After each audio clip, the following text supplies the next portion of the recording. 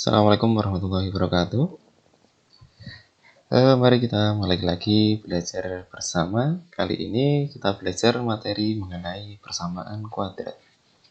Apa itu persamaan kuadrat dan bagaimana cara menyelesaikan persamaan kuadrat?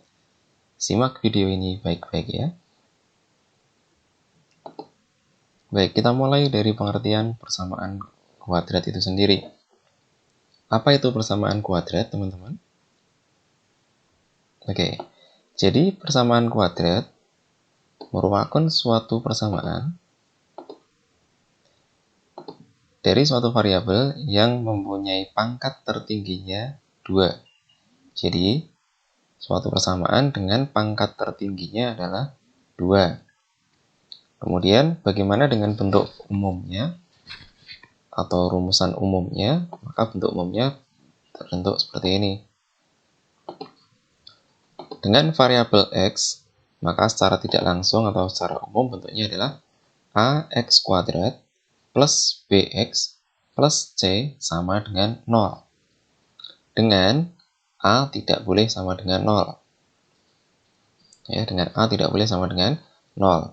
Di mana a adalah koefisien dari variabel x pangkat 2, sedangkan b adalah variabel dari x, sementara c adalah konstanta.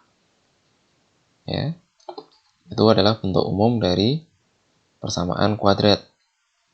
Kemudian penyelesaian dari persamaan kuadrat dinamakan dengan akar-akar persamaan kuadrat. Jadi, penyelesaian dari persamaan kuadrat disebut dengan akar-akar persamaan kuadrat, di mana jumlah akar persamaan kuadrat sama dengan jumlah pangkatnya. Karena pangkatnya 2, maka banyaknya akar persamaan kuadrat ada 2. Yang selanjutnya biasanya disimbolkan dengan tanda X1 dan X2. Harus disimbolkan dengan X1 adalah akar persamaan 1, X2 adalah akar persamaan 2. Itu pengertian umum atau definisi dari persamaan kuadrat. Kemudian jenis-jenis persamaan kuadrat. Jenis akar persamaan kuadrat. Di sini akar persamaan kuadrat ada 2. Ya, memiliki 2. Kemudian akar-akar persamaan kuadrat adalah bilangan yang ketika disubstitusi terhadap variabel x, maka akan memenuhi persamaan kuadrat di mana menghasilkan nilai sama dengan 0. Maka itu disebut dengan akar persamaan kuadrat. Tapi sebelum kita mencari akar-akarnya, kita tentukan dulu atau kita ketahui dulu jenis akar persamaan kuadrat. Bagaimana cara mengetahuinya? Kita gunakan rumus diskriminan. Ya. Rumus diskriminan. Nah, rumusnya diskriminan disingkat dengan huruf D besar sama dengan B kuadrat min 4 kali A kali C. Dengan B kuadrat adalah variabel dari X, A adalah variabel dari X kuadrat, C adalah koefisien ya, konstanta. Kemudian bagaimana menentukan jenisnya? Nah, jenis akar persamaan kuadrat ada 3 jenis. Yang pertama, jika nilai D sama dengan 0, maka persamaan kuadrat tersebut mempunyai 2 akar yang bersifat real kembar atau angkanya sama. Real kembar atau sama, ya, itu.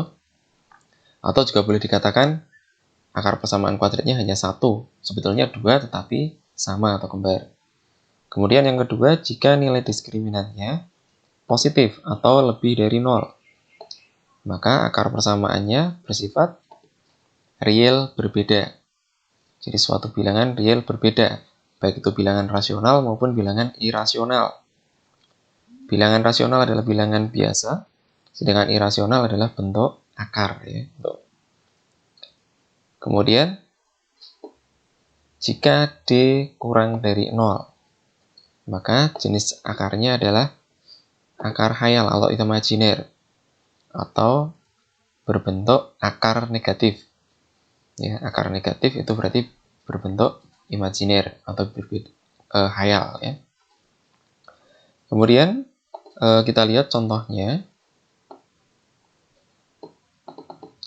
Yang pertama, tentukan jenis akar dari bentuk persamaan kuadrat. 2x kuadrat ditambah x min 3 sama dengan 0. Langkah penyelesaian yang pertama kali kita lakukan adalah menentukan nilai koefisien dari masing-masing variabelnya. Nah, ini berarti yang pertama ada nilai A. A adalah variabel dari x kuadrat, di sini tertera angka 2, berarti nilainya 2. B adalah variabel dari x, di depan x ini tidak ada angka, berarti nilainya adalah 1. Kemudian konstantanya ini adalah tersedia angka 3, tapi tanda depannya pengurangan, berarti nilainya adalah negatif 3. Jadi bukan cuma 3, tetapi negatif 3. Kemudian kita tentukan penyelesaiannya. Maka kita substitusikan ke rumusnya. Kita ingat rumusnya. D sama dengan B kuadrat min 4 kali A kali C. Kita substitusi rumusnya. B nilainya 1. 4 kali A-nya 2, dikali C-nya negatif 3. Jangan lupa kalau perkalian dalam negatif 3 atau tanda negatif diberi tanda kurung. Maka diperoleh nilai 1 min 4 kali 2 dikurangi kali min 3 hasilnya adalah plus 24. Maka diperoleh nilainya adalah 25. Nah, kembali ke ketentuan tadi, ternyata nilainya adalah positif.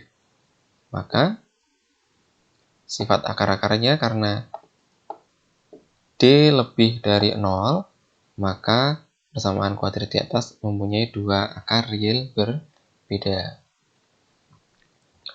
Contoh yang kedua, ada persamaan x kuadrat plus 8x plus 16 sama dengan 0. Seperti tadi langkahnya, tentukan dulu nilai ABC-nya. Dengan A, ini depannya nggak ada angka, berarti nilainya 1. Di depan X, ini ada angka plus 8, berarti B sama dengan 8. Konstantanya 16, C-nya 16. Kita substitusikan ke rumus. Maka diperoleh nilai B-nya 8 pangkat 2, hasilnya adalah 64. Dikurangi 4 kali 1 kali 16, hasilnya juga 64. Sehingga diperoleh nilai D sama dengan 0 ya. Nah, karena nilai D-nya sama dengan 0, berarti sifat akar-akarnya adalah akar real sama atau kembar. Jadi nilai X1 sama dengan nilai X2. Contoh yang ketiga, 3x kuadrat min 6x min plus 5 sama dengan 0. Kita tentukan nilai ABC-nya. Koefisien x kuadrat sebagai A nilainya di sini terjelas 3. Di depan x ini ada nilai angka 6, tapi karena tandanya pengurangan berarti negatif 6. Kemudian konstantanya adalah plus 5. Kita substitusikan. Maka diperoleh B-nya min 6 pangkat 2, 36. Dikurangi 4 kali 3, 12 kali 5, 60. Maka nilai D hasilnya adalah negatif 24. Nah, karena hasil D-nya negatif atau kurang dari 0, maka sifat kedua akarnya adalah imajiner berbeda atau bilangan hayal ya. Oke. Nah, untuk tingkatan SMA yang kita pelajari adalah untuk yang sifatnya real kembar dan real berbeda. Untuk imajiner tidak sampai kita pelajari. Demikian pengantar singkat mengenai pengertian daripada persamaan kuadrat dan jenis-jenis akar persamaan kuadrat. Semoga bermanfaat dan dapat dimengerti. Sampai ketemu di pembahasan materi berikutnya. Terima kasih.